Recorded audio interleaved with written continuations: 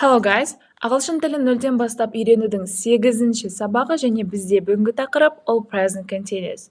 Present continuous дегеніміз созылыңқы осы шақ. Оны дәл қазір болып жатқан іс-әрекеттерді айту үшін, іс-әрекеттерді сипаттау үшін қолданамыз. Формуласын қарайық. Бірінші бізде subject, одан кейін to be және етістікке ing жалғаймыз. Бұл болымды түрі. Subjectке байланысты to be-дің дұрыс формасын қойып шығасыздар. Білесіздер, иә? Бізде to be-дің 3 формасы бар. Present'та ол am, is және де are. I-ға біз am жалғаймыз, he, she, it-ға is және you, is, I-ға are формасын. Етістікке ing жалғаймыз дедік. Етістікке жай ғана ing жалғайсыздар, бірақ егер етістік е әрпіне бітіп тұратын болса, ол жағдайда бізде е әрпі түсіп қалады және оның орнына ing жалғанады. Мысалы, dance, dancing, live, living, write, writing. Және тағы біреу бар, ол double the consonant деп аталады, яғни егер етістікте бір ғана дауыссыз дыбыс және ең соңында бір ғана дауыссыз дыбыс болатын болса, соңғы дауыссыз дыбысты екі еселейміз. Мысалға run, иә? Көріп тұрғандарыңыздай бір дауысты дыбыстар ол бізде you және ең соңында бір ғана дауыссыз дыбыс ол n. Сонда ең соңғы дауыссызды екі еселейміз, яғни running, swim, swimming, get, getting. Окей, түсінікті болса, енді мысал қарастырайық. I am reading a book. Мен кітап оқып жатырмын. Тағы бір мысал. My father is washing his car. Менің әкем өзінің машинасын жуып жатыр. Немесе they are painting the walls of their house. Олар өздерінің үйінің дуалдарын бояп жатыр. Окей, бұл болымды түрі. Түсінікті болса, болымсыз түріне көшейік. Болымсыз түрінде жай ғана to be-дан кейін not жалғаймыз. Яғни ештеме өзгермейді. Тек қана not жалғаймыз. Мысал келтірейік. I'm not playing video games right now. Мен дәл қазір видео ойын ойнап жатқан жоқпын.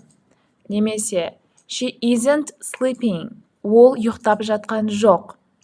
Тағы бір мысал. They aren't doing their homework. Олар өздерінің үй жұмысын істеп жатқан жоқ.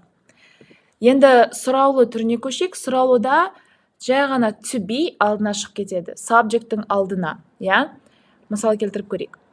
Is he playing football with his friends? Ол өзінің достарымен футбол ойнап жатыр ма? Бұл сұрақ. Байқап тұрғандарыңыздай to be алдында тұр, иә?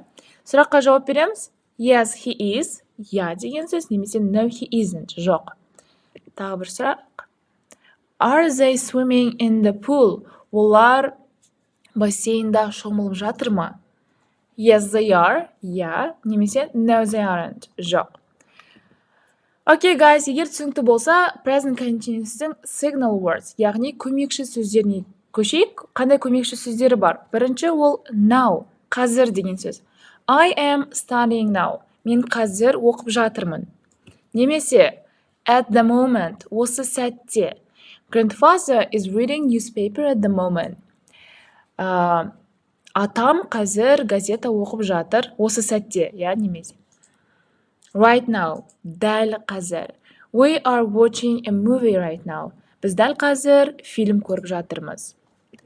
Тағы да бар ол listen, тыңда. Listen, she's singing a beautiful song. Тыңда, ол әдемі өлең айтып жатыр. Немесе look, қара.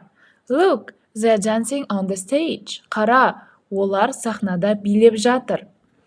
Окей, guys, осымен present continuous сіздерге түсінікті болса, қазір кішігірім практика жасап кетейік. Мына жерде жақшада берілген етістіктерді ашып, present continuous'тың дұрыс формасына қойып шығу керек. Қазір видеоны паузаға қойып, осыны жасап шығыңыздар және содан кейін жауаптарын тексереміз.